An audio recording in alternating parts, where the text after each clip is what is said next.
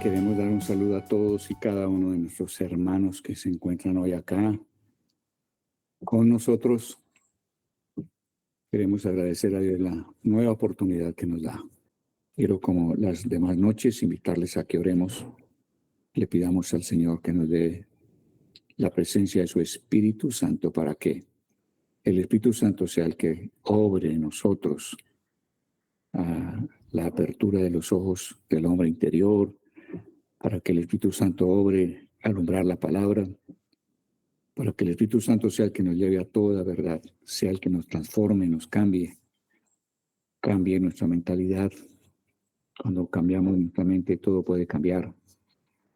Y el tema que tratamos, que es acerca del diezmo, sí que necesita que limpie nuestro corazón, limpie nuestra mente y nos dé una luz diáfana con respecto a ese tema. De manera que vamos a trabajar y vamos a orar y darle gracias a Dios por este tiempo y por la presencia de Él en nosotros.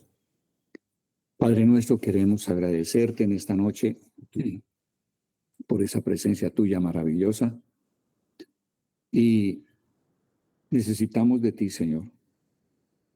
Estamos convencidos absolutamente de que tus pensamientos son más altos que los nuestros, tus caminos son también más altos que los nuestros y nuestra mente natural no puede alcanzarlos. Se requiere que tú los traigas a nosotros.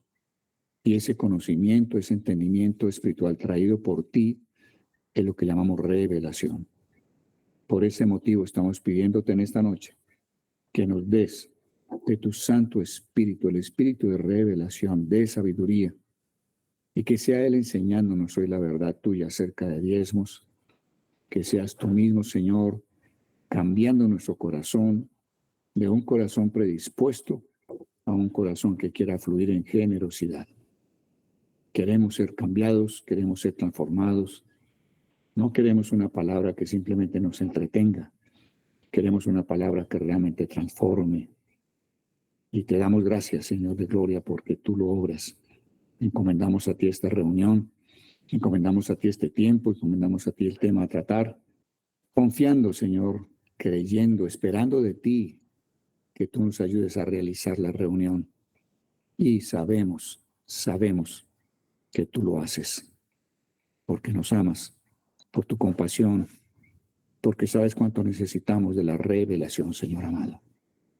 Hoy decidimos disponernos ante ti, rendirnos ante ti, rendirnos a tu palabra, rendirnos al obrar tuyo, para que puedas obrar lo que tú quieres obrar en cada uno de nosotros.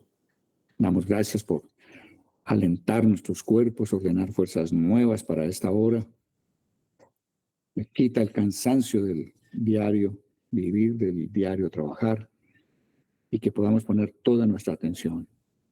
Sabemos que el mayor de los sacrificios es el poner atención, Señor, ponerte atención. Damos gracias, Señor, porque el poner atención es mejor que la grosura de carneros. Es lo mejor de cualquier sacrificio, el poner atención, Señor. Y estamos dispuestos a darte toda nuestra atención. Y damos gracias por ello. Gracias, recibimos lo anhelado, lo que acabamos de anhelar y lo hemos expuesto con nuestra boca, lo que deseamos para esta noche, entender, oh Dios, y ser cambiados. Y lo recibimos y lo agradecemos en el nombre de Jesús. Gracias, Señor. Bendito seas. Amén. Y amén, Señor bueno. Gracias, Padre. Venimos de estudiar y estamos terminando hoy la jornada que se llama Tahat. Tahat es una palabra que significa realmente representación. De manera que el Señor está hablando a Josué y le está revelando elementos muy importantes del sacerdocio. Está hablando durante toda esta jornada de cómo es que opera, cuál es la historia, cuál es la importancia para Dios de que nosotros podamos entender cómo representarlo a Él y cómo ser unos buenos representantes de Él. Entonces, históricamente vemos que Dios siempre ha deseado que nosotros, sus hijos, le demos siempre el primer lugar. Ese primer lugar habla de primicias. Y Dios desea que le demos el primer lugar con nuestros primogénitos, los hijos que abren matriz. Y Él pide que se le den también los primogénitos de animales, o sea, lo primero de nuestras fuerzas. Debemos dárselo a Él, dándole de esa manera honor y mostrando generosidad con Él. Vemos entonces que Dios, cuando saca al pueblo de Israel de Egipto, en la noche de Pascua, el ángel entró a toda casa que no tuviera untada la sangre del cordero pascual en los postes y en el dintel de la puerta de la casa.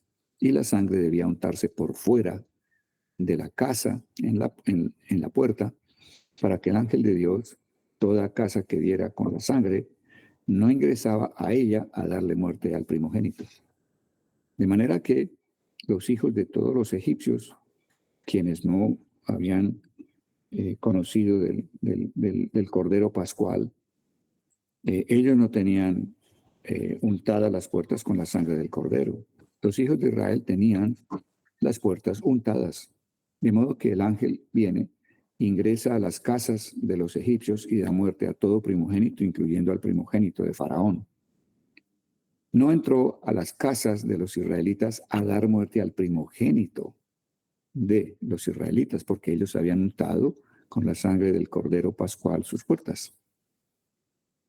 De ahí en adelante podemos ver que en realidad el cordero pascual, que era una tipología, un antitipo de Cristo, era como una descripción a grandes rasgos de lo que sería Jesucristo como el Cordero de Dios, nuestra Pascua. Vemos que ese Cordero Pascual realmente redimió, digámoslo, rescató. Podemos decir también que Él compró a los primogénitos de los israelitas, porque no fueron muertos debido a la sangre del Cordero Pascual que está en las puertas de sus casas.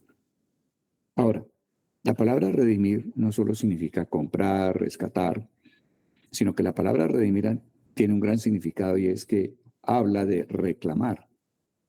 Y todo lo que tiene que ver con la redención es un gran llamado de Dios, mediante el cual Dios reclama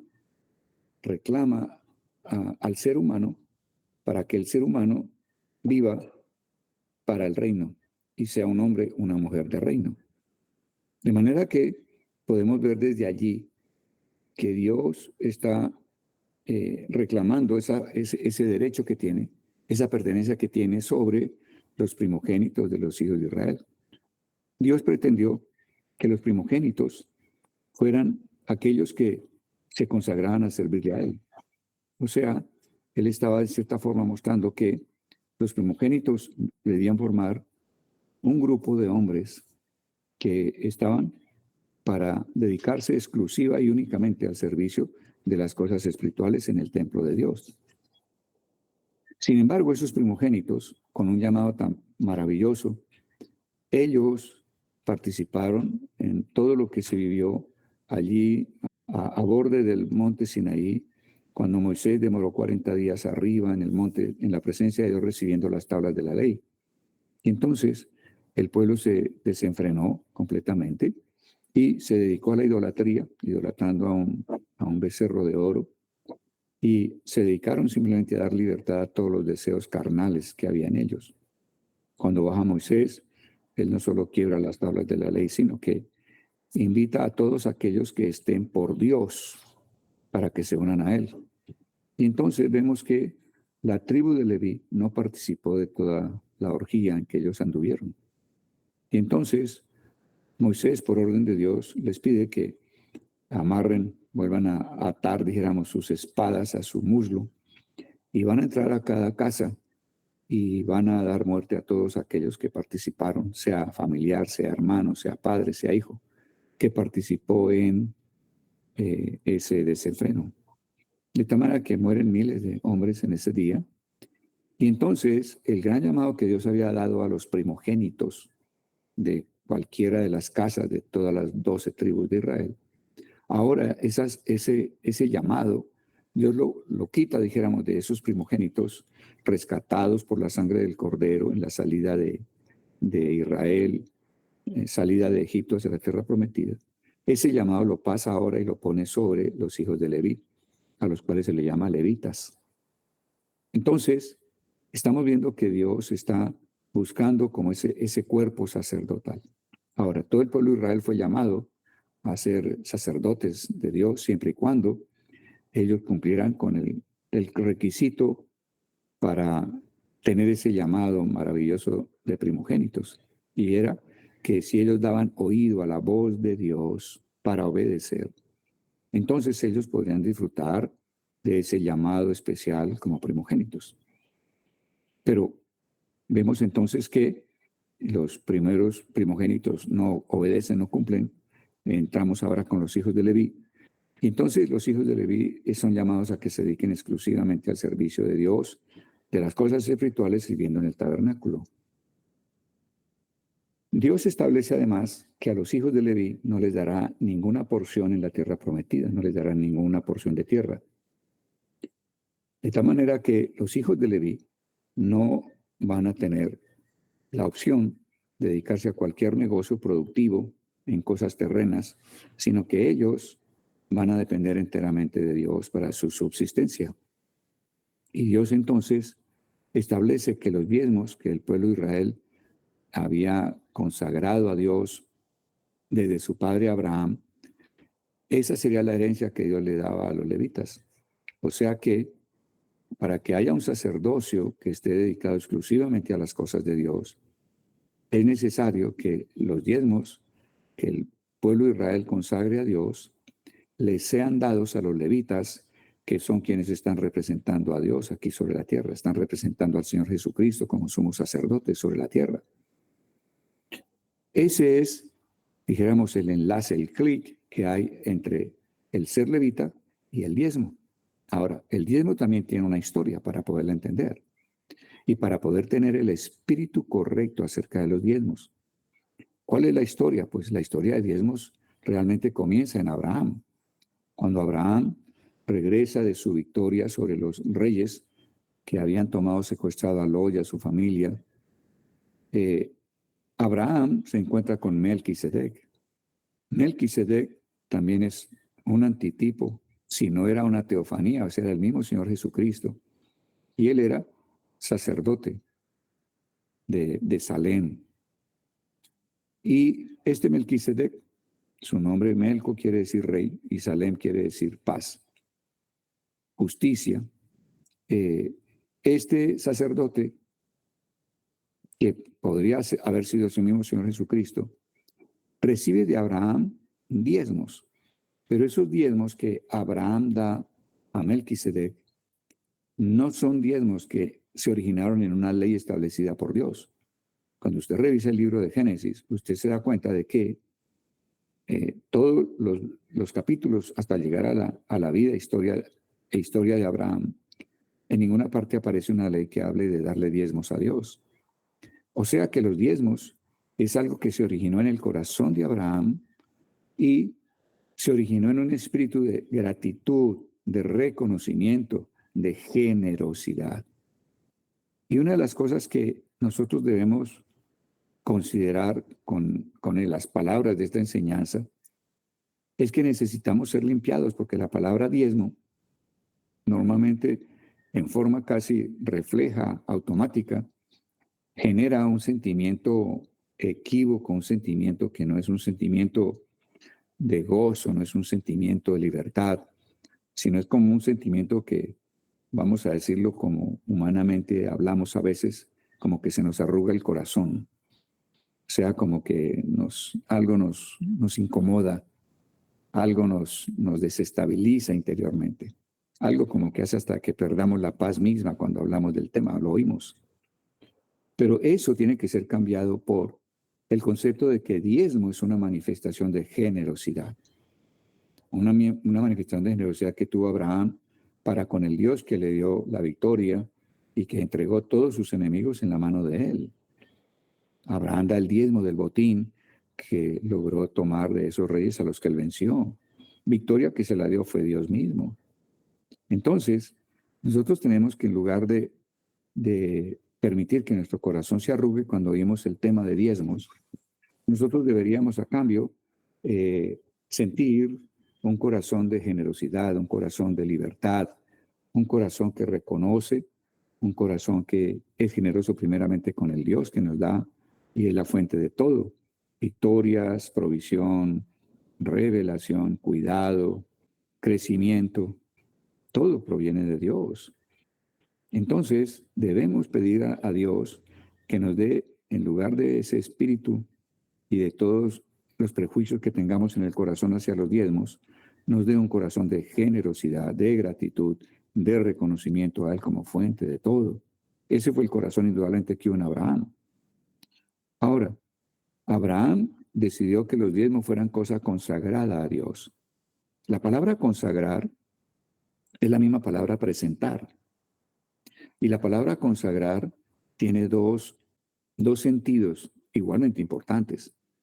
El primer sentido de consagrar es reconocer que Dios es dueño de. Y además de tener ese sentido de que Dios es dueño de, consagrar tiene otro sentido y es que reconocemos que Dios es nuestra autoridad. Entonces, pertenencia y autoridad.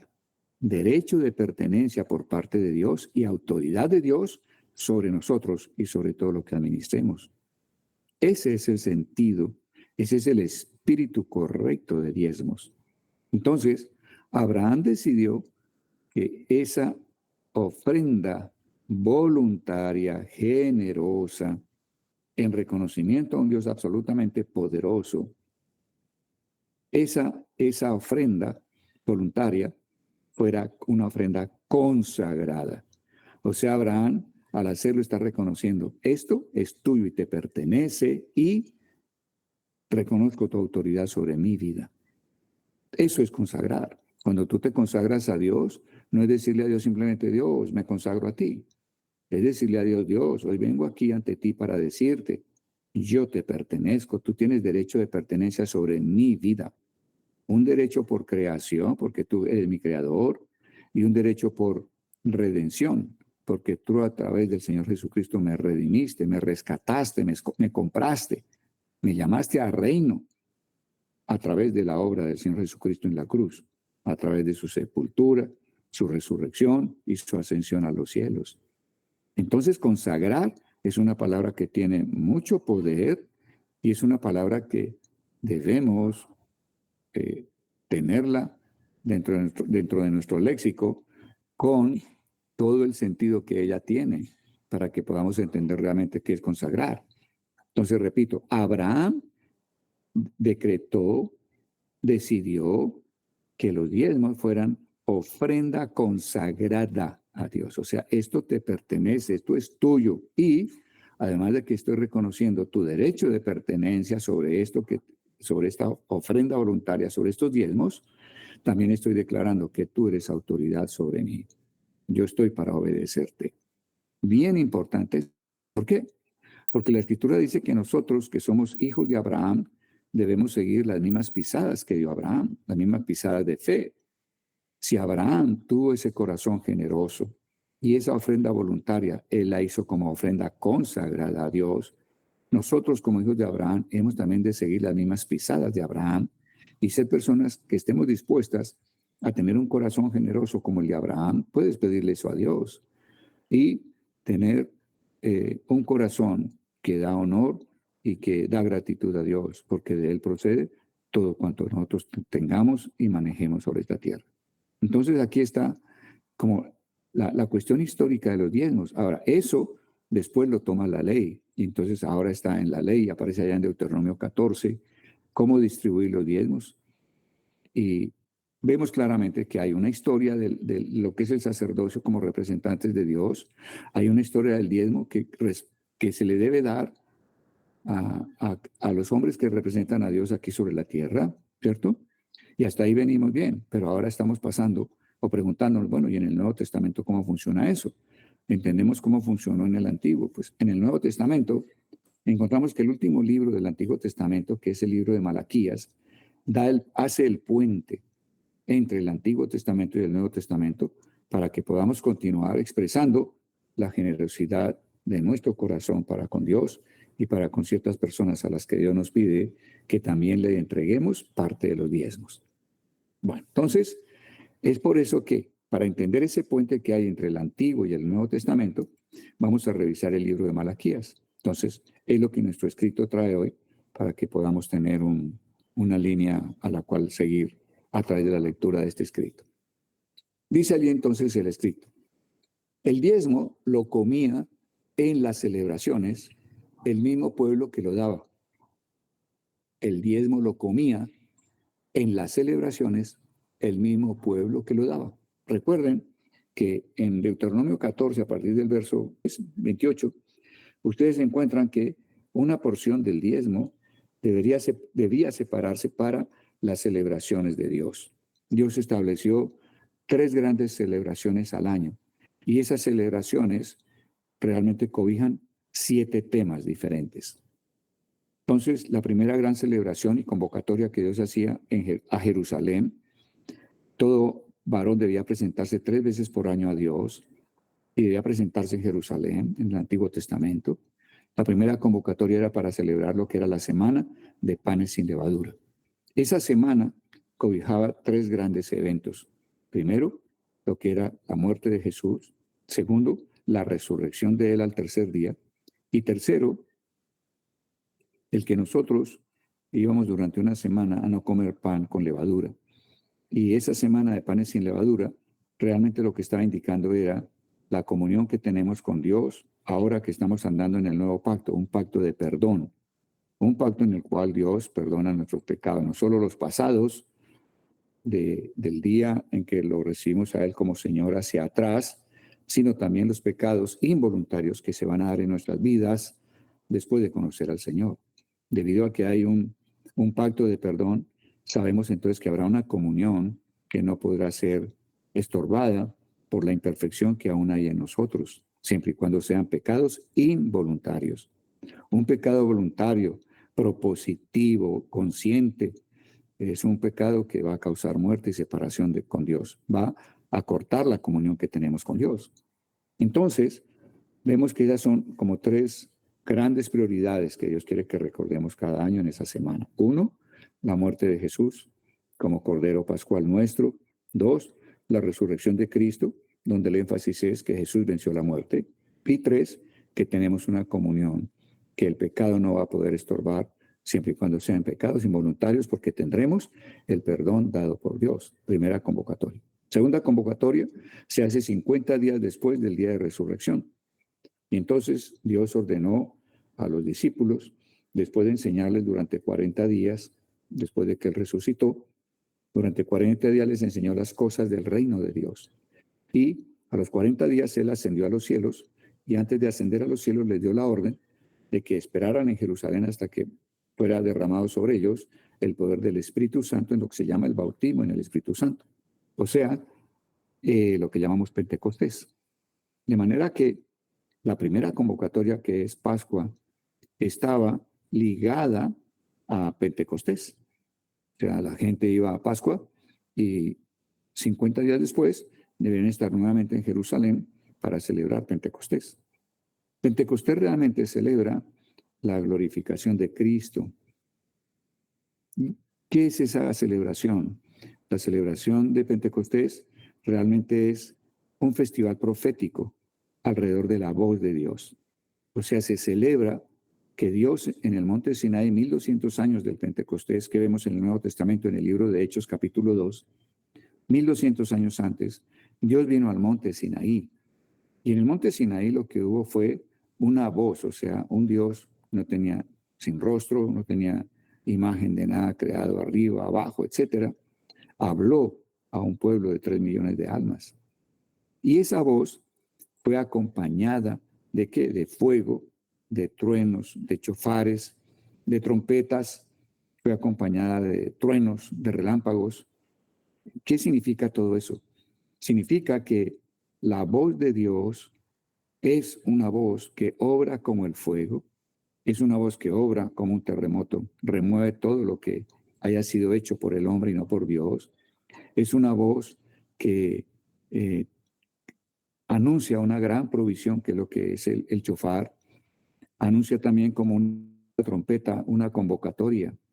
Es una voz que absolutamente demuestra el poder temible de Dios.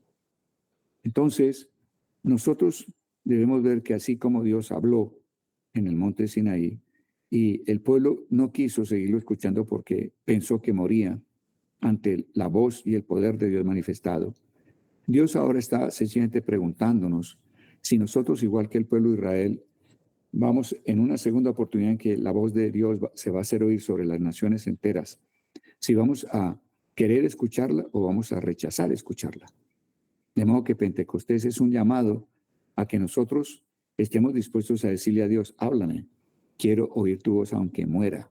Ahora, indudablemente la voz de Dios, el fuego de Dios, va a quemar lo que aún quede de nosotros, de la vieja naturaleza, de cosas que no fueron y no nacieron, no se originaron en Dios mismo, sino que son del hombre. La voz de Dios en nosotros producirá un terremoto, se va a derrumbar todo lo que tenemos de estructuras de pensamiento, estructuras de sentimientos, estructuras de deseos dentro de nosotros. La voz de Dios dentro de nosotros va a romper el alma, la va a volver pedazos para poder hacer algo nuevo en nosotros. O sea, la voz de Dios traerá cambio, transformación, y la voz de Dios traerá el temor de Dios, cosa que no tenemos hoy en día. De manera que en el monte Sinaí Dios no dio solo la ley, Dios quería bautizar en su Espíritu Santo. Pero como los hombres dijeron, no, vamos a morir, entonces Dios, 1200 años después, trae esa bendición a la gente neotestamentaria y está escrito en el libro de Hechos capítulos 1, 2 y 3 en adelante. Bueno, entonces tenemos tres convocatorias. La primera que es panes sin levadura, semana de panes sin levadura, la segunda que es Pentecostés, y luego viene para fin de año, octubre, septiembre, octubre, otra gran convocatoria donde se celebran tres grandes prioridades para Dios en el plan de salvación del ser humano. Trompetas, o sea que anunciemos Jesús viene, pero ya no viene relacionado con rescatarnos del pecado, ya lo hizo en la primera venida. Él vendrá en una segunda oportunidad como juez, traerá juicio sobre la tierra, porque el género humano habrá rechazado el llamado, el ruego de Dios en cuanto a que nos reconciliemos con Él, reconciliación para la cual Él nos dio a su Hijo Jesucristo, y Jesús hizo semejante obra en la cruz por nosotros. Entonces Jesús vendrá a juzgar, y es un mensaje que tenemos que llevar como iglesia también. No solo que Jesús perdona el pecado, sino que Él viene en juicio. Y si nosotros no aceptamos, no recibimos la obra de Él, pues nuestra vida va a perderse eternamente. Pero además de que ha de anunciarse eso, lo cual se hace en lo que llama trompetas, también debemos entender para los que somos salvos que la expiación que Jesús hizo y nos dio es eterna, que es una gran esperanza para nosotros. Y finalmente, una tercera prioridad que se celebra en esa tercera convocación cercano al fin de año es lo que es tabernáculos, o sea, el Jesucristo esperado. Él viene como rey, viene como juez y va a poner orden sobre esta tierra para que viva los siguientes 1000 años durante un séptimo milenio, un milenio pues, de paz, donde Jesús en persona reinará desde Jerusalén. Entonces, para esas festividades había que apartar el diezmo. Había que tener con qué celebrar a Dios. Por eso dice acá que el diezmo lo comía en las celebraciones el mismo pueblo que lo daba. Lo comían también el levita, o sea, recuerden aquellos que estaban consagrados a servir entera y exclusivamente a Dios, pero también Dios hace que demos al huérfano, demos a la viuda y demos al extranjero. O sea, Dios está mostrándonos que el diezmo es una manera con la cual podemos empezar a crecer en generosidad, en gratitud, en abrir nuestra mano en lugar de mantenerla cerrada. Y estamos empezando entonces a adquirir ese carácter generoso que hay en Jesucristo. Esta era la verdadera ley del diezmo establecida por Dios en el Antiguo Testamento. Sobre este contexto es que Ezequías restaura el culto y también lo restaura Nehemías. Siempre que hubo avivamiento, hubo restauración del diezmo. Dios llama a los diezmos ofrenda consagrada a Él. Recuerden Testamento, que significa la palabra consagrada, para que esa frase tenga el peso que Dios tiene para esa palabra. El último pasaje sobre el diezmo en el Antiguo Testamento aparece en Malaquías 3. Este capítulo tiene dos contextos. Muy importante esto. Uno relacionado con Israel y otro contexto mesiánico. Y debe leerse desde el verso 1. ¿Por qué nos dan esta recomendación? Porque normalmente nos han leído Malaquías capítulo 3 a partir del verso 6. Y entonces nos perdemos de todo el contexto mesiánico, o sea, para el Nuevo Testamento que tiene el tema del diezmo. Bien interesante, o sea, recuerden que vimos y estábamos pendientes de que Malaquías estaba tendiendo un puente para el diezmo, para que pudiera pasar el concepto de diezmo del Antiguo al Nuevo Testamento. Entonces, Malaquías 3:1 que dice, he aquí, yo envío mi mensajero. Ese mensajero es Juan Bautista, o sea, observen que este verso 1 ya está mostrando un contexto mesiánico, un contexto del Nuevo Testamento. He aquí yo envío mi mensajero, el cual fue Juan Bautista, el cual preparará el camino delante de mí y vendrá súbitamente a su templo el Señor. Después de Juan Bautista vino el Señor Jesús, a quien deseáis vosotros. He aquí viene, ha dicho Jehová de los ejércitos. Verso 2. ¿Y quién podrá soportar el tiempo de su venida? Atención, está hablando del tiempo mesiánico. ¿O quién podrá estar en pie cuando Él se manifieste? O sea, está hablando cuando Él venga, va a deshacer todo lo que no es de Él y establecerá lo que es de Él. Entonces aquí está diciendo, ¿y quién podrá estar en pie cuando Él se manifieste? Cuando el Señor Jesús vino, el sacerdocio levítico fue cambiado por el sacerdocio del orden de Melquisedec, que es el sacerdocio de Cristo y el que está vigente ahora, el orden de Melquisedec. Sacerdocio según el orden de Melquisedec. Porque Él es como fuego purificador. Esto es Nuevo Testamento. Él es como fuego purificador y como jabón de lavadores. Y se sentará para afinar y limpiar la plata, porque limpiará a los hijos de Leví, los afinará como a oro y como a plata, y traerán a Jehová ofrenda en justicia. Observe que aquí está entrelazando cuestiones mesiánicas con Israel. Sigue aquí hablando en el verso 4. Y será grata a Jehová la ofrenda de Judá y de Jerusalén, como en los días pasados y como en los años antiguos. Verso 5. Y vendré a vosotros para juicio, y seré pronto testigo contra los hechiceros y adúlteros, contra los que juran mentira y los que defraudan en su salario al jornalero, a la viuda y al huérfano. Él introduce aquí el concepto de defraudar en su salario al jornalero, defraudan a la viuda y al huérfano, y los que hacen injusticia al extranjero. O sea, observen, aquí ya está tocando algo. Nosotros dejamos de hacer justicia para con la viuda, el huérfano y el extranjero cuando dejamos de darles a ellos parte de los diezmos que han sido consagrados a Dios. O sea, Dios está mostrando que el diezmo ha de distribuirse.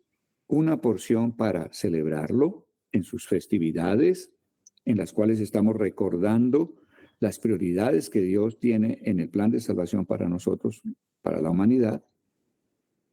Una segunda porción ha de darse, distribuirse entre qué? Viudas, huérfanos y extranjeros, ¿cierto?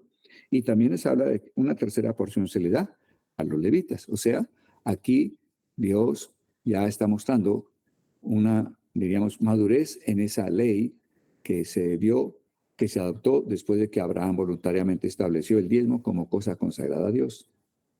Aquí Dios introdujo la palabra defraudar. Primero defraudan al jornalero, que es pecado, a la viuda, la defraudan, otro pecado, al huérfano, si lo defraudan, otro pecado, hacen injusticia al extranjero, otro pecado. Finalmente, en el contexto mesiánico dirá que lo defraudan a él también. Dios está hablando, es decir, el concepto de diezmo está mostrando, ustedes lo desvirtuaron, totalmente están acabando con el concepto, con algo que ofrecieron a mí a través de Abraham. Abraham lo consagró para mí. Abraham decidió que eso me pertenecía y yo lo acepté. Abraham determinó la cantidad y yo la acepté, pero es mía. A través de Abraham es algo que de ahí en adelante a mí me pertenece. Muy bien. Y sigue diciendo el Señor, porque yo Jehová no cambio, por esto, hijos de Jacob, no habéis sido consumidos. Desde los días de vuestros padres os habéis apartado de mis leyes y no las guardasteis. Volveos a mí y yo me volveré a vosotros, ha dicho Jehová de los ejércitos. Mas dijisteis, ¿en qué hemos de volvernos? Y Dios responde, ¿robará el hombre a Dios? No dice solamente a Israel, ¿robará el hombre? Aquí Dios pasa de la ley que era para el pueblo israelita, ahora pasa a la humanidad entera. O sea, que él está diciendo, ¿robará el pueblo de Israel a Dios? No, él está diciendo, ¿robará el hombre a Dios? Está universalizando el deber que hay. Y sigue diciendo, no dice solamente a Israel que lo está robando, se lo dice a todo hombre. Hemos de volvernos de robar a Dios. Hemos de arrepentirnos, hemos de ir en sentido contrario. No es robarle, es darle lo que a él le pertenece. Pues vosotros me habéis robado. Y dijisteis, ¿en qué te hemos robado? En vuestros diezmos y ofrendas.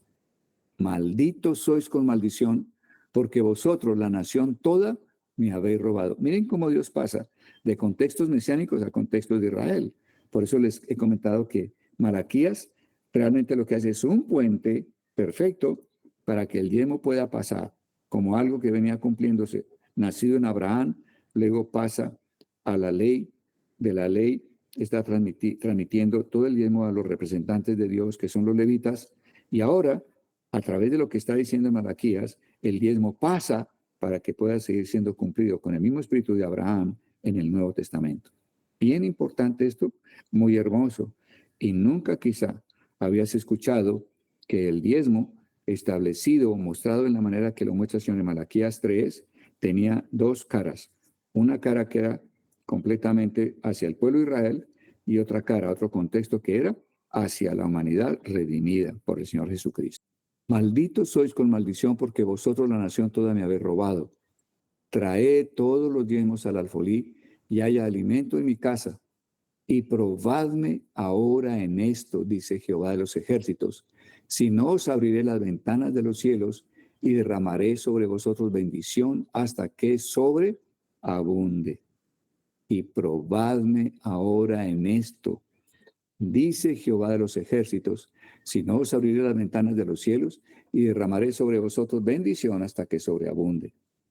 Algunas personas dicen, ¿cómo voy a diezmar si es que no me alcanza? Justamente no te alcanza porque tu corazón está cerrado. Está cerrado. Está cerrado para con Dios. No solo en cuanto a darle, sino en cuanto a esperar de que Dios es un Dios que no tiene límites. Dios no está limitado a las leyes naturales. Dios es un Dios de milagros y de cosas sobrenaturales. Y hay que creerle. Y hay que empezar. Tenemos que ir adelante de Él. Observe que tú eres quien abre las ventanas de los cielos cuando empiezas a devolverle a Dios lo que le pertenece a Dios. Bien importante, y seguro que muchos de ustedes han comprobado la realidad de estas palabras. Los que no estén haciéndolo, pues pónganse delante de Dios, pregúntenle con base a lo que están oyendo en esta noche si los está realmente inquietando el Espíritu Santo. ¿Qué dice Proverbios 3 en el verso 9? Dice, honra a Jehová con tus bienes. Observen, los diezmos y los bienes tienen que ver con honra a Dios y con las primicias de todos tus frutos, las primeras cosas de todos tus frutos, primicias. No dice las segundas ni las últimas. Y con lo primero de todos tus frutos, dice, y serán llenos tus graneros con abundancia, y tus lagares rebosarán de mosto. O sea que tú, al empezar a devolverle a Dios lo que le pertenece, Dios va a abrirte las ventanas de los cielos y va a mostrarte que ciertamente Él va a hacer que te sobre y te abunde. Ahora, ojo, pues, aquí es donde está el problema. Volvamos sobre ello. El diezmo casi siempre está obstaculizado por el legalismo y hace que el corazón se arrugue cuando tú miras el diezmo con una perspectiva legalista. Jesús habló una única vez de manera específica sobre el diezmo en Mateo 23, verso 23. Dijo Jesús, ay de vosotros, escribas y fariseos hipócritas, porque diezmáis la menta y el eneldo y el comino, y dejáis lo más importante de la ley, la justicia, la misericordia y la fe. Esto O sea, la justicia, la misericordia y la fe eran necesarias sin dejar de hacer aquello, o sea, sin dejar de diezmar. Entonces, aquí pero uno no puede preguntar, pero Dios quiere que a ellos le están diezmando y él se enoja y está reprendiendo a esta gente. ¿Qué es lo que hay que aprender en esto? Jesús los reprendió porque estaban diezmando, pero no con el espíritu correcto. Se habían vuelto legalistas y eso no lo aprueba Dios. O sea, ¿qué es legalismo? No, yo tengo que darle a Dios los diezmos. Es que yo debo diezmar. Es que me toca diezmar. Eso es legalista. Tú estás dispuesto a cumplir una ley, pero tu corazón no está dando con alegría, no está dando con gozo. Tu corazón no está en libertad. O estás diezmando por necesidad. Ah, como Dios promete que abrir las ventanas de los cielos, entonces yo voy a darle para que me abra las ventanas de los cielos y me sobre y me abunde. Eso es un corazón que tampoco es correcto. Por eso el Señor dice que no hemos de dar por necesidad, como si fuera un negocio, diezmarle a Dios, una buena inversión que da muy buen rédito. Dice que no hemos de dar ni por necesidad ni con tristeza. Se requiere un corazón de generosidad, reconocerle a Dios, Dios, si yo tengo un trabajo es porque tú me lo has dado, si me das fuerza para trabajar, tú me las das. Si tú me das favor con la gente, eres tú quien das el favor. Dios, si tú me das la salud para estar trabajando, la salud me la das tú, Señor amado, todo procede de ti. Oh Dios, qué alegría poder crecer en generosidad, en que yo como representante de Dios, como un hijo tuyo, sea generoso como tú eres generoso. Que yo pueda ser generoso no solo contigo, sino con la viuda, el huérfano, el extranjero. Qué bueno que sea generoso apartando para tus festividades. Qué bueno que yo sea generoso con aquellos que te sirven exclusivamente y únicamente a ti en las cosas espirituales, en las cosas del santuario.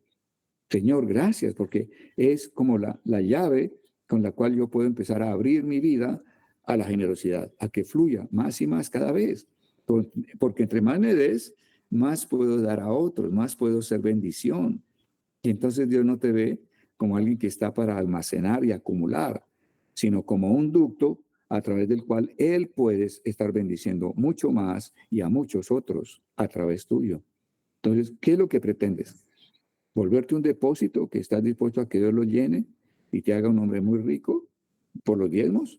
¿O estás dispuesto a hacer un ducto, un tubo de un muy buen diámetro a través del cual pueda fluir mucha bendición, mucha provisión y que tú estés bendiciendo a los que Dios quiere que bendigas?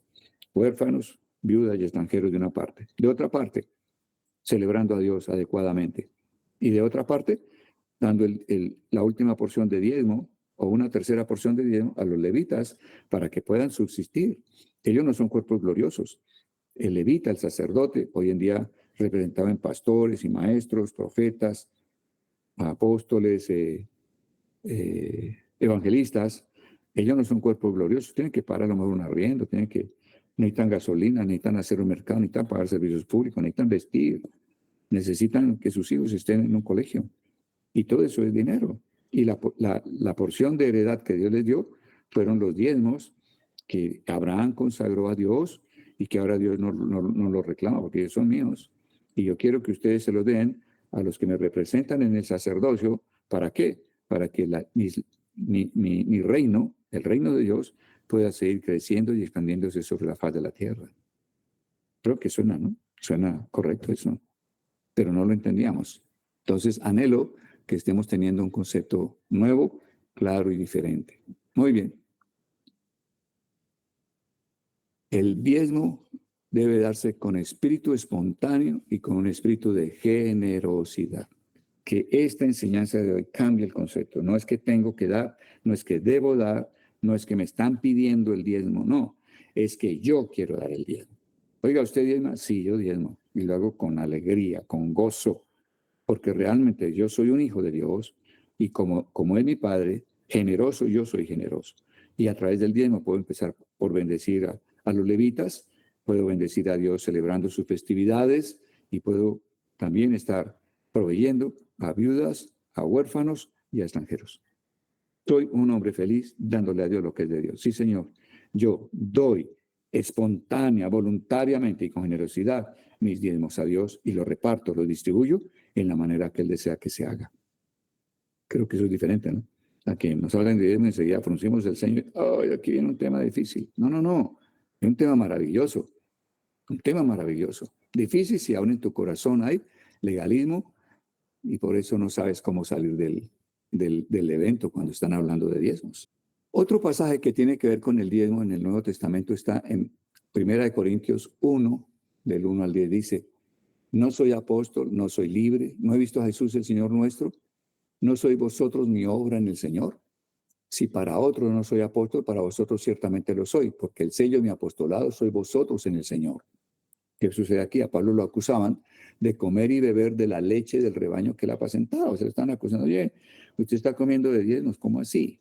Entonces, el apóstol Pablo entra a mostrar de dónde viene el derecho que él tenía como apóstol, como un hombre dedicado entera y exclusivamente al servicio de las cosas espirituales, cómo él tenía el derecho a esa porción de diezmos que Dios había dado a los levitas como parte de su heredad para que pudieran servir a Dios en el mundo espiritual. O sea, Pablo está sencillamente estableciendo y aclarando sus derechos, porque es un derecho que él tiene realmente. Dice acá, contra los que me acusan, esta es mi defensa. ¿Acaso no tenemos derecho de comer y beber? Interesante, ¿no? Está hablando de una manera muy práctica. Aquí Pablo comienza a establecer el derecho al diezmo por su ministerio. Pablo no está estableciendo el abuso al derecho ni la negación del derecho. Recuerden que hay tres posiciones con respecto al diezmo en las personas. La primera posición tiene que ver con el derecho. ¿Sí hay el derecho por parte de quienes sirven a Dios a una porción del diezmo?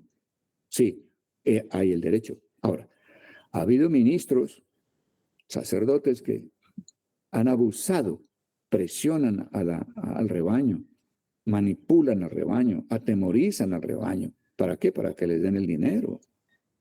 O sea, son personas que han abusado del derecho que tenían. Entonces, ¿qué hacemos las gentes? Las gentes vemos ese abuso del derecho y nos vamos al otro extremo. ¿El otro extremo cuál es? Negar el derecho. Yo no voy a diezmar, se lo roban. Son unos pícaros. Ellos viven fácilmente. Entonces, observe que el mundo está polarizado de esa manera. ¿Existe el derecho? Sí, lo hemos visto en esta lección. Ahora, ¿hay quienes han abusado del derecho? Indudablemente, desafortunadamente, tristemente, hay testimonios terribles sobre eso. Y entonces, ¿qué hacemos los que vemos esos testimonios tan terribles de malos representantes de Dios? Entonces negamos el derecho. Y esto es lo que Dios quiere enderezar en nuestras vidas a través de esta enseñanza en el día de hoy. No solo que sepas que hay un derecho y de dónde viene la historia del derecho, sino que existe también quienes han abusado del derecho. Y Dios está diciendo, pero eso no implica que usted niegue el derecho. Pregúntele a Dios. Pregunte a Dios si el sitio donde usted se congrega, la persona que está al frente del liderazgo realmente ha sido puesta por Dios. Si realmente es un representante genuino de Dios, pregúntele al Señor. Pregúntele. La Escritura dice que Dios es quien agrega a los que han de ser salvos. Dile, Señor, ¿a qué congregación me quieres agregar? ¿Dónde debo estar? Pero hazlo. En lugar de estar negando el derecho, hazlo, que Dios te va a mostrar a dónde congregarte. Dios, indudablemente, en todo lugar debe tener al menos un hombre, pues, que esté caminando derecho con Dios. Y entonces tú vas a estar obedeciendo a Dios y sabiendo que realmente puedes tener el acceso a la bendición, a estar cumpliendo con el derecho que ellos tienen y tú pudiendo crecer en generosidad. Dice acá, otro derecho de la cual él está hablando, dice, no tenemos derecho de traer con nosotros una hermana por mujer, como también los otros apóstoles y los hermanos del Señor y Cefas. Viene ahora un tercer derecho. O solo yo y Bernabé no tenemos derecho de no trabajar. Entonces, hay derecho, aparte de los diezmos, hay derecho a que con esos diezmos se mantenga un hogar. Hay derecho también a qué? A no trabajar en las cosas seculares del mundo, porque Dios lo quiere de dedicación exclusiva y única para Él. Entonces, Pablo está diciendo eso, ¿no? O solo yo y Bernabé no tenemos derecho de no trabajar, derecho a no trabajar en las cosas seculares, porque están trabajando exclusivamente en la casa del Señor. ¿Quién fue jamás soldado a sus propias expensas? ¿Quién planta viña y no come de su fruto? ¿O quién apacienta el rebaño y no toma de la leche del rebaño? ¿Digo esto solo como hombre? ¿No dice esto también la ley? Porque en la ley de Moisés está escrito, no pondrás bozal al buey que trilla. ¿Tiene Dios cuidado de los bueyes? ¿O lo dice enteramente por nosotros? Pues por nosotros se escribió. porque con esperanza debe arar el que ara, y el que trilla con esperanza de recibir del fruto. Si nosotros sembramos entre vosotros lo espiritual, es gran cosa si segaremos de vosotros lo material. Si otros participan de este derecho sobre vosotros, ¿cuánto más nosotros? Pero no hemos usado de este derecho, sino que lo soportamos todo por no poner ningún obstáculo al evangelio de Cristo. Pablo está diciendo, habrá quienes niegan el derecho y lo soportamos. ¿Con qué propósito? Con el propósito, dice él, ¿no? Dice acá, con el propósito de no ser un tropiezo al evangelio mismo. La palabra así del último versículo, el verso 24, corresponde al Antiguo Testamento. Dice, así también ordenó el Señor y los que anuncian el evangelio que vivan del evangelio. Así es una palabra que pertenece al Antiguo Testamento. Está diciendo, así como en el Antiguo Testamento, también ordenó el Señor en el Nuevo Testamento, ¿cierto? Que los que anuncian el evangelio vivan del evangelio. Entonces observen cómo el diezmo fue trasladado de una manera absolutamente sabia, entendible, clara, a través de Malaquías, para que el diezmo esté establecido también en el Nuevo Testamento. Sigue diciendo acá, en Juan 8:39, el Señor, la palabra así corresponde al Antiguo Testamento y la palabra también corresponde al Nuevo Testamento, es decir, es la continuidad del espíritu de generosidad y cooperación para con Dios que se inició en Abraham. Y nosotros la continuamos como hijos de Abraham. Jesús dijo, respondieron y le dijeron en Juan 8:39, nuestro padre es Abraham. Jesús les dijo, si fueseis hijos de Abraham, las obras de Abraham haríais. Nosotros, como neotestamentarios decimos, nosotros somos hijos del padre de la fe que es Abraham. Y Jesús nos diría, si ustedes son hijos de Abraham, ustedes deberán indudablemente hacer las mismas obras que hizo Abraham. O sea, ustedes deberían tener el corazón generoso que hubo en Abraham y saber que los diezmos que ustedes han consagrado para mí a través de Abraham son la porción que he dado a aquellos que me sirven de tiempo completo y exclusivo en las cosas espirituales. Romanos 8 dice, porque lo que era imposible para la ley por cuanto era débil por la carne, Dios enviando a su Hijo en semejanza de carne de pecado y a causa del pecado, condenó al pecado en la carne, para que la justicia de la ley se cumpliese en nosotros, que no andamos conforme a la carne, sino conforme al Espíritu. Si nosotros tenemos el Espíritu de Dios, entonces nosotros sí podemos obedecer lo que Dios desea. Lo que Dios desea que devolvamos a Él lo que es de Él con espíritu de generosidad, de gratitud y de honra. Recuerden que en la ley se establecía que si el hombre obedecía todas las cosas que estaban escritas en la ley, entonces tendría como recompensa la vida de Dios, la vida eterna que hay en Dios, la misma clase de vida que hay en Dios. Ese es el Antiguo Testamento. En el Nuevo Testamento Dios dice, bueno, ustedes en su propia fuerza no han podido ni podrán jamás obedecer la ley, aunque se lo propongan, aunque fracasen 1000 veces y 1000 veces hagan propósitos nuevos y más grandes. Siempre van a fracasar. Pero ahora yo les ofrezco algo diferente, dice el Señor, algo mejor. ¿Y qué es eso? Dios dice, bueno, ustedes pretendían, intentando obedecerme, ganar la vida eterna, la vida que hay en mí. Pero yo les propongo algo mejor, y es, yo les regalo la vida a ustedes. La vida que hay en mí se la regalo. Se la regalo si ustedes creen en lo que Jesucristo hizo por ustedes. Yo les regalo esa vida. Y esa vida, una vez que esté dentro de ustedes, los capacita para que puedan obedecer la ley. Entonces, la gracia que recibimos a través de la obra de Jesús, gracia que es nuestra a través de la fe en lo que hizo Jesús por nosotros y para nosotros, la gracia no está aboliendo la ley, echando a un lado la ley, echándola afuera. Al contrario, la gracia lo que está diciendo es, yo ahora, en ustedes, dice el Espíritu de Jesús que hemos recibido por gracia, yo ahora en ustedes les doy el poder para que puedan obedecer la ley. Entonces, creo que esto tiene que ser muy claro. Y realmente esto es clarificar lo que Pablo está mostrando en Romanos 7, ¿no? Que el hombre tiene que entender que lo que quiere no lo hace. Y lo que no quiere termina haciéndolo. O sea, el hombre es débil para resistir el mal y es débil para hacer el bien. Pero al recibir a Jesucristo por fe, por gracia, ahora tiene la vida de Jesús dentro de sí. Y con esa vida dentro de sí, ahora tiene el poder para resistir al mal y tiene el poder para hacer el bien. De eso trata la salvación, de eso trata la redención. Entonces es una bendición entender estas cosas. Así que no habla de nosotros los que creemos, sino de nosotros que no andamos O sea, la justicia de la ley comienza a cumplirse en el sentido jurídico a partir de la fe y nos libra de la ira de Dios, del infierno. Pero también habla que somos salvos por la vida. Este es el aspecto orgánico de la vida de Cristo en nosotros. Ser salvos por la vida, la cual recibimos por fe en la obra de Jesús, ¿cierto? Por la vida nos libra de ser lo que éramos, o sea, nos libra de ser adámicos. Entonces, ahora Dios tiene un pueblo que hace su voluntad con gusto, sin que nadie lo mande, sino porque ama a Dios, sin que nadie lo manipule, porque entiende a Dios y su causa, para que la justicia de la ley se cumpliese en nosotros, que no andamos conforme a la carne, sino conforme al Espíritu. Dios nos libró de la ley del pecado y de la muerte, y nos quita de allí y nos pone bajo la ley del Espíritu de vida. Y bajo la ley del Espíritu de vida podemos cumplir la ley, satisfacer a Dios. Porque los que son de la carne piensan en las cosas de la carne, o sea, los que son adámicos, los que están allá en su propia fuerza queriendo agradar a Dios o viviendo en sus propios deseos engañosos, satisfaciendo todo lo que el mundo puede satisfacer, totalmente pecaminoso y corrupto. Entonces dice acá, porque los que son de la carne piensan en las cosas de la carne, pero los que son del Espíritu en las cosas del Espíritu.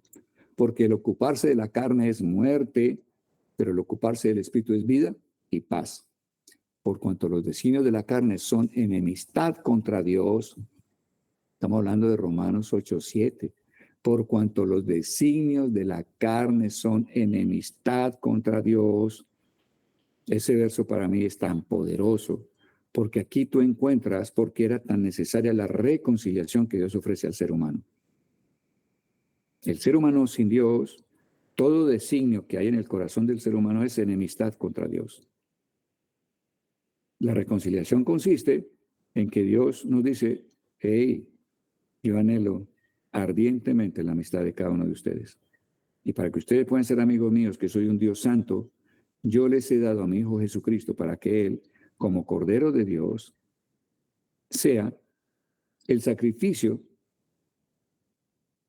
que se vuelva todo aquello que los separa a ustedes de mí. Jesús se vuelve eso y en la cruz le da muerte a todo eso que nos separaba de Dios. Jesús en la cruz le da muerte a esa naturaleza cuyos designios eran siempre enemistad con Dios. Jesús se vuelve la enemistad que había en nuestro corazón para con Dios y en la cruz da muerte a esa naturaleza enemiga de Dios que había en el ser humano. Y ahora no solo da muerte a esa naturaleza vieja, enemiga de Dios, sino que nos da su naturaleza, la naturaleza del Hijo. Entonces, nuestro anhelo es que amemos a Dios así como Jesús lo ama. Jesús en nosotros amará al Padre. Jesús en nosotros nos dará un corazón nuevo que ama la amistad con Dios. Eso es reconciliación. Eso es reconciliación. Entonces, eso es el Evangelio, eso es cambiar de mentalidad y comienza el arrepentimiento. Comienzo a pensar diferente. Oye, ¿verdad? Yo porque soy enemigo de Dios no tiene sentido. Yo no me he hecho nada malo. Yo porque soy enemigo de Dios. ¿Y por qué Él me está llamando a ser amigo? ¿Y por qué Él provee a Jesucristo? Él está buscando reconciliarse. Porque reconciliarse es lograr la amistad del otro mediante lo que el uno hace para lograr esa amistad. Cuando entendemos la misericordia de Dios para con nosotros a través de Jesucristo, en nuestro corazón decimos, sí, yo quiero ser amigo. Wow, ¿cómo es que Dios ha hecho esto por mí? ¿Cómo es que Jesús se ha entregado de esta manera por mí? Realmente a Dios le interesa mi amistad. Ahora, ¿qué es amistad? Amistad es amar y sentirse amado. Esa es una verdadera amistad. Dios nos llama a eso. Dios nos llama y está proclamando a todo momento, hey, yo quiero que te sientas amado por mí. Quiero que te sientas amado por mi Hijo, por todo lo que hemos hecho por ustedes, voluntariamente, generosamente, incondicionalmente. Hey, yo quiero que se sientan amados por mí y yo quiero sentirme amado por ustedes. ¿Y cómo puedo hacer que Dios se sienta amado? Por mi obediencia. Si me amáis, guardad mis mandamientos. Esa es la forma que Dios ha establecido en que le manifestemos nuestro amor como respuesta al amor que Él nos brinda a través de Jesús. Un último pasaje está en Hebreos 5. Así tampoco Cristo se glorificó a sí mismo haciéndose sumo sacerdote, sino el que le dijo, tú eres mi hijo, yo te he engendrado hoy. como también dice en otro lugar, tú eres sacerdote para siempre según el orden de Melquisedec. Entonces, aquí aparece Melquisedec. O sea, Melquisedec está allá en, en Génesis y tenemos a Melquisedec nuevamente en Hebreos capítulo 5. Hebreos 7. Porque este Melquisedec, rey de Salem, sacerdote del Dios Altísimo, que salió a recibir a Abraham, que volvía de la derrota de los reyes, y le bendijo, a quien asimismo dio a Abraham los diezmos de todo, cuyo nombre significa primeramente rey de justicia y también rey de Salem, esto es rey de paz, sin padre, sin madre, sin genealogía, que ni tiene principio de días ni fin de vida, sino hecho semejante al Hijo de Dios, permanece sacerdote para siempre. Considerad pues cuán grande era este Melquisedec, a quien aún Abraham el patriarca dio diezmos del botín. Téngase en cuenta que el diezmo de Abraham no es una cosa iniciada con la ley, sino que es antes de la ley, ante el sacerdocio según el orden de Melquisedec. Ciertamente, dice el verso 8, los que de entre los hijos de Leví reciben el sacerdocio tienen mandamiento de tomar del pueblo los diezmos según la ley, es decir, de sus hermanos, aunque estos también hayan salido de los lomos de Abraham. Pero aquel cuya genealogía no es contada de entre ellos, tomó de Abraham los diezmos y bendijo al que tenía las promesas. Y sin discusión alguna, el menor es bendecido por el mayor. Aquí el menor era Abraham. Melquisedec es el mayor, lo está bendiciendo. Y aquí ciertamente reciben los diezmos hombres mortales, pero allí uno de quien se da testimonio de que vive. O sea, tú das los diezmos a viudas, huérfanos y extranjeros. Aunque los pones en las manos de ellos, ¿quién los está recibiendo en el cielo? Cristo.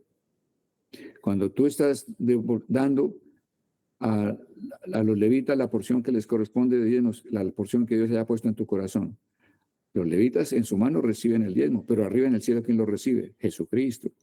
Tú estás celebrando las festividades del Señor, ¿cierto?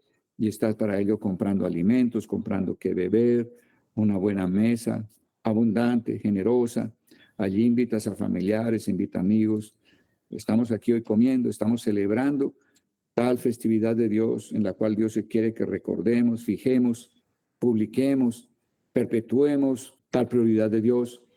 Cuando tú estás haciendo eso, quien está recibiendo eso es Dios mismo, es el Señor Jesucristo. Miren qué hermoso es esto cuando hacemos las cosas con el entendimiento espiritual. Y por decirlo así, en Abraham pagó el diezmo, también Leví, que recibe los diezmos, porque aún estaba en los lomos de su padre cuando Melquisedec le salió al encuentro. Diezmos, generosidad, honra, gratitud a Dios. Diezmos, cosa consagrada a Dios. Le pertenecen. Y dos, Él es nuestra autoridad. Diezmos, tiene que hacernos pensar en distribuirlos. Diezmos es una manera de comenzar en nuestras vidas en generosidad. Diezmos, en ese sentido de generosidad, de honra a Dios, de compasión y misericordia con los necesitados, viudas, huérfanos y extranjeros, es el carácter de Cristo formándose en nosotros. De modo que es una bendición tan grande que por algo Dios establece. Pruébenme en esto, si no les abriré las ventanas de los cielos y los bendeciré hasta que les sobre y les abunde. Eso es algo muy poderoso y que si lo haces con el espíritu correcto, verás la bendición de Dios. Lo primero es el Señor. Lo primero. Es el primero al que debes darle. Cuando yo comencé mi vida cristiana hace 45 años, yo no olvido. Había personas que me decían, Gonzalo, para un transporte, y me ponían 2,000 pesos. Lo primero que yo hacía era apartar los 200, que era la 10ª parte de 2,000, y los ponía en un sobre o en un pequeño recipiente. Decía, esto es del Señor y es para el Señor. No era la cantidad era mínima, pero había un corazón que empezó por generosidad. Y pude ver a Dios, y he podido ver a Dios en esa bendición, con ventanas abiertas sobre nuestra vida, sobre mi casa, sobre mi esposa y mis hijos. Comencé allí y sé que hoy en día podemos sembrar mucho más de lo que hacíamos en esa época. Podemos bendecir mucho más a viudas, a huérfanos, a extranjeros. Podemos celebrar sus fiestas con una mayor generosidad, con una mayor demostración de un rey y Dios grande sobre nosotros, rico, que realmente es lo que es lo que Él dice que es. y también hemos podido bendecir a levitas de una manera cada día mayor y damos gracias a Dios por ello. Somos testigos fieles de que Él es fiel a su palabra y que esta palabra es una gran verdad, una gran verdad. Primero el Señor. No, pero si esos 2,000 pesos me sirven para un transporte y los dejo incompletos para el transporte. No importa, primero el Señor. Y verás que Dios provee para el transporte. Pero si yo no tengo para comprar carne, proteína en el mercado, primero el Señor y vas a ver que Él provee. Es cuestión de fe. ¿Te consideras hijo del Padre de la fe que es Abraham? Sigue sus pisadas. Y mira, que Dios es lo que fue también para Abraham. Entonces, quiero animarles a que cambien la mentalidad, cambien el corazón y pidámosle a Dios para cerrar la reunión, que Él obre esa transformación en nosotros. Amén. Padre bueno, tantas gracias por esta noche, tantas gracias por tu palabra, oh Dios, por hacernos conocer tu corazón, por hacernos conocer algo del corazón de Abraham. Y en esta noche queremos entregarte el corazón mezquino, el corazón que ha sido herido por testimonios equívocos de sacerdotes abusadores del derecho a los diezmos. Queremos que sane nuestras mentes. Queremos que sanes un corazón que se corrompió al ver la corrupción de ellos. No solamente es corrupto el que hace las cosas equívocas, sino que nosotros nos corrompemos al dar lugar a una desconfianza total, al volvernos cínicos, personas que no confían en nada ni en nadie, ni siquiera en Dios, ni siquiera en su bendita palabra. Hoy queremos entregarte ese corazón cínico, formado por tantas cosas culturales, por tantas cosas equívocas ya dentro de la iglesia, pero te entregamos ese corazón. Lo ponemos en tus manos, Señor Jesús. Nos despojamos de él, esa mente, esos sentimientos, los ponemos en tus manos. Declaramos que tú en la cruz te volviste esos sentimientos, esos pensamientos, esos deseos equívocos, y en tu muerte les diste muerte. Gracias por liberarnos. Y a cambio, tú pusiste en nosotros tu Espíritu Santo. Señor, libres de ese viejo corazón, de esa vieja mente. Sé tú viviendo esa vida de generosidad, de honra y de gratitud para con el Padre Celestial. Que podamos devolverle a Dios lo que le pertenece, para que Él pueda continuar la obra del reino sobre esta tierra con hombres a quienes Él llamó, escogió, separó, que puedan dedicar entera y exclusivamente a las cosas espirituales, que se puedan dedicar a la palabra y a la oración. Te damos gracias, Señor. Te damos gracias. Obra esa transformación en nosotros, te lo pedimos. Óbrala, Señor, para tu gloria y para el bien nuestro, en el nombre de Jesús. Y recibimos lo que estamos pidiendo en esta noche, Señor. Recibimos un cambio de corazón, un cambio de mentalidad, oh Dios. Gracias, Señor. Señor, haznos recordar con frecuencia que la palabra generosidad en hebreo significa mano abierta, que nuestras manos no estén cerradas, porque si están cerradas para darte, también están cerradas para recibir, Señor. Que abramos nuestras manos para darte, y en la medida que demos, tú estarás dándonos más y más. Si te damos más, tú nos darás más y más. Y si nosotros damos más y más, tú darás más, más y más. Y si 3 veces te diéramos más, tú 4 veces nos devolverías más. Siempre irás delante de nosotros. Alguna vez me hablaste hace 45 años y me dijiste, nunca podrás alcanzarme. Siempre iré delante de ti, dando más de lo que tú estés dándome. Gracias, Señor.